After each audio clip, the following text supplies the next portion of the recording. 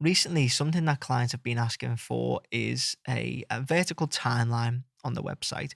I feel like this is making some form of resurgence, and I can see why. Like, I've literally just put one on my site. It's more fancy pants than the one that I'm going to show today, but it's a way of getting across a lot of information in a nice way. Basically, having a timeline allows you to have two sets of information side by side instead of, double the amount of vertical real estate being taken up if you were to just list it one under the other. And so what I'm going to do is I'm going to show you how I've set mine up and give you like some inspiration. And then I'm going to show you how to set up a really, really easy one within like 5 minutes. So we'll head on over the screen and I'll show you now. We're on my site here and you can see that we've got this really cool responsive timeline as you go down. We've got like GIFs on the side. I'll be honest, it looks sick. And I'm very proud of it. But this will take ages to build. In fact, I think it's actually a paid plugin from another creator. Can't remember who it is, so sorry that I'm not giving you a shout out. But anyway, if we go over to an example website and we go into edit, you want to find the page and the section that you're going to stick your timeline. I'm going to stick it under here. What we want to do is first add a vertical line. So we're going to add a code block and then we're going to pop this in here. Double click and we're going to add this code. So paste that in and that's going to give us our vertical line. I'm going to leave all of this down below. So I'll leave that, in a blog post down below. I've also got another video on how to create a vertical line on Squarespace. Super simple, as is basically everything that I do. So you've got that in, and also just before I move on, you can change the height, the width and the color by just literally change that to 900, or you could turn this to, I don't know, black if you wish. Obviously it doesn't work in this instance, but you can change that, and you could even make the width like, stupid thick if you wish. Anyway, that's going to be our, what would we call that on the timeline, the spine. Now we want to use Squarespace's native line block. So we'll click on add block, line, and then we can add that in here. So I'm going to drag that down to our timeline.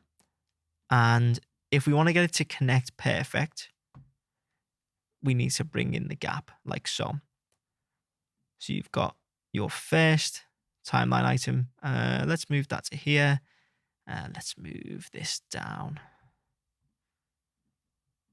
Okay, there we go. And then basically you just want to duplicate this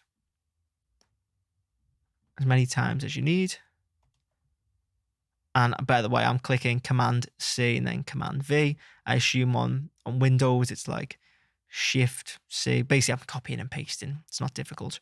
And then you could just click on the duplicate icon if you wish. We'll drag that down. And then let's do one more. So we'll drag that down here. Lovely. And you can see, oh, by the way, if you think this is me being a really weird guy, it is, but this is from another tutorial that I've just recorded. So don't think me a weirdo, please. Anyway, so you've got your timeline. Then what you want to do is add some blocks. So you can add some text and we'll say timeline item 1. We'll make this like a header 3, and then just because I'm lazy, I will paste this in here. And you can see, annoyingly, this kind of messes with the timeline a little bit as you go, but you can adjust it, as you wish. Let's say I wanted to add a button under here. So I'd stick that in like so. And this is taking a little bit too much space here. So I just have to move this down, and I'd say to my vertical line, okay, you need to be 1000 px, or not 100, 1000. There we go. Just so I've got a little bit more space. And let's say, okay, yeah, you can see it gets messed up. So it's probably best to do it one at a time.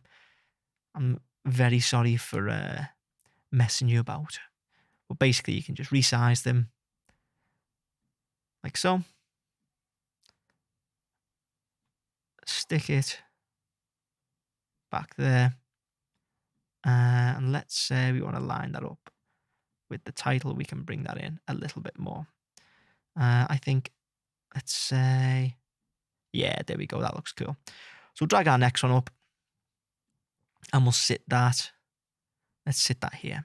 Maybe we want this next one to be an image. So you can sit your image there. And then obviously you can upload it. I'm just going to grab something from here. So we'll say, put this in.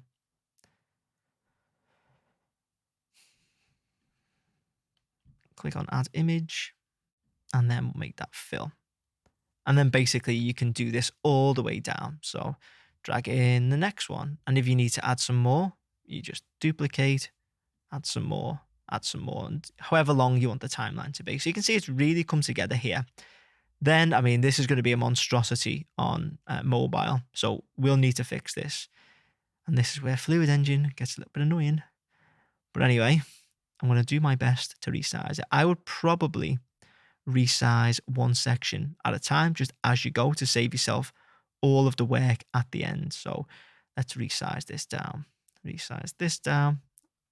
And we probably need to move this, let's say 2 across. There we go. So we're going to move that to the side there. And then what we need to do is move our timeline up here. So we're going to start this here. And then we'll bring our lines up like this. So we'll line that up. There we go. Probably need to move this one over just so we get a bit more breathing room. Knock that down one. And then let's bring that down one as well. And then we can bring these down one. I don't know why I'm getting so serious about this, but there we go. Okay, that's looking very, very nice. Once you're happy, I mean, you'll do that for all of them, obviously. Hit save. We've got a nice mobile version. And because I'm being picky, I'm going to move this up as well. But there we go. We've got a nice mobile version. We go on desktop. We've got a really nice desktop version as well. And we've used, let's see, 10 lines of code. Well, not even. If we get rid of that, we've used 9 lines of code. Really, really simple. So hopefully you found that useful. If you did, please make sure to leave a like and hit subscribe. And if you want me to build your Squarespace website, you can get in touch using the links in the description.